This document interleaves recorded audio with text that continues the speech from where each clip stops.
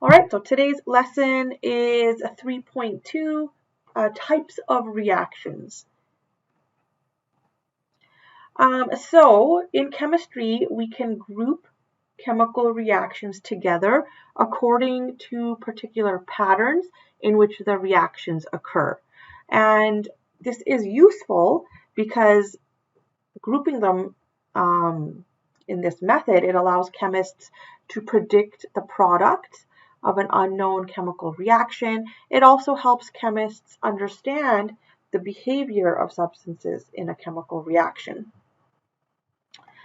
So the most common types of reactions fall into these four groups: combustion reactions and neutralization reactions. Those two we've talked about a little bit already. And then the other two are simple composition reactions and simple decomposition reactions. So we'll look at these four types of reactions today. And we'll start with a simple composition reaction. This is a reaction in which you take two or more elements and they're going to combine together to form a compound. So if we look at the bottom, you got element 1 plus element 2, and then together they react to form a compound. We can also look at it as A plus B together forms AB. So anytime you see two elements as the reactants, you know that the reaction is going to be a simple composition reaction, and the product will always be a compound. And usually, most simple composition reactions are exothermic, meaning that some form of energy is being released. All right, so here's an example of a simple composition reaction. So when magnesium burns, it's an obvious chemical reaction between two elements, and it's a simple composition reaction. So the reactants are magnesium plus oxygen. All right, so magnesium plus oxygen, those are the reactants. And when they react, we produce magnesium oxide plus light plus some thermal energy. Okay, so right there we know it's an exothermic reaction as well.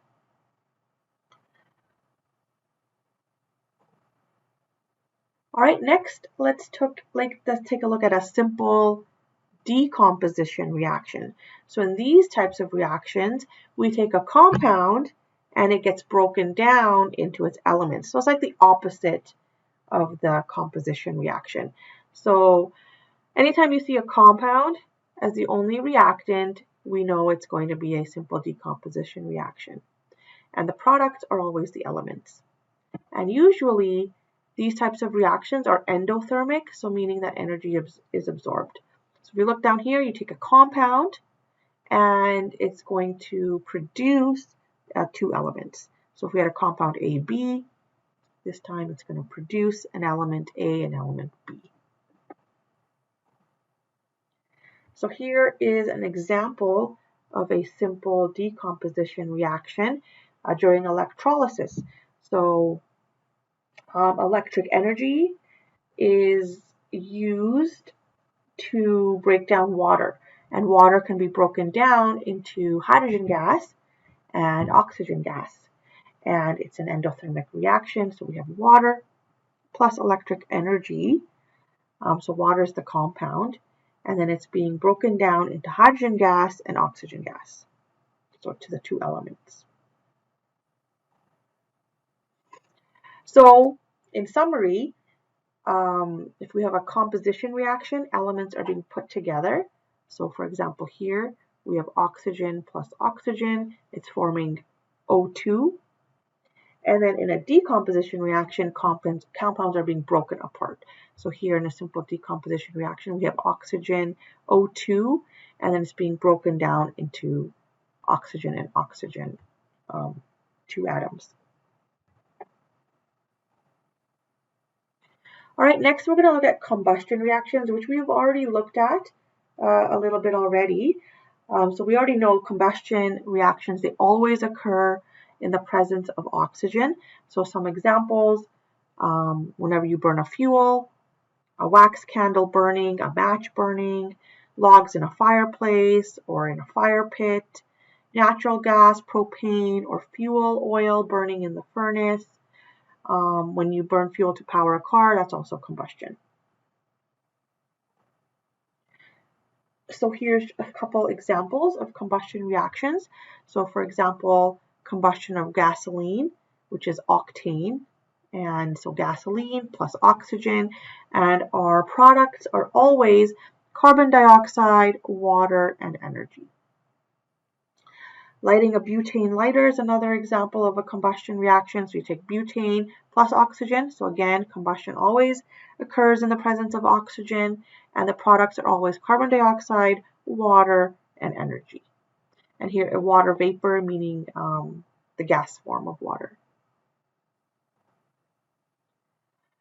Here we're just looking at fossil fuels. So oil, natural gas, they're fossil fuels, meaning that they came from the accumulated remains of plants and animals from prehistoric times.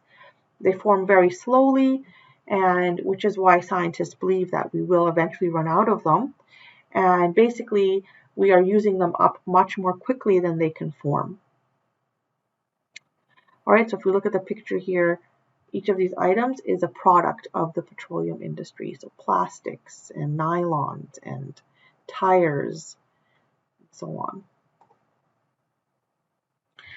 And the last type of reaction is the neutralization reaction. So again, we did talk about these types of reactions quite a bit already. So this is where an acid reacts with a base to produce some sort of salt and water. So here, the equation, you have acid and a base react together. Those are the reactants. You have the arrow. Our products are salt and water. So an example we've looked at before, taking an antacid to relieve acid indigestion. So you've got magnesium hydroxide, which is in the antacid. That's going to react with the hydrochloric acid in the stomach, and it's going to produce magnesium chloride. That's the salt plus water. So many acid-base reactions produce water and a form of salt. In here we have an acid. We have the hydrochloric acid here, HCl, is reacting with ammonium hydroxide. That's the base.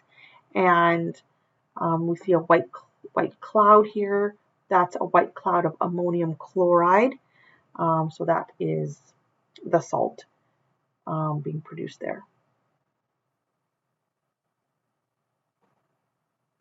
All right, so that is it. Those were the 4 reactions that we want to talk about today. So we had the simple composition, simple decomposition, and then we had combustion, and then we had neutralization.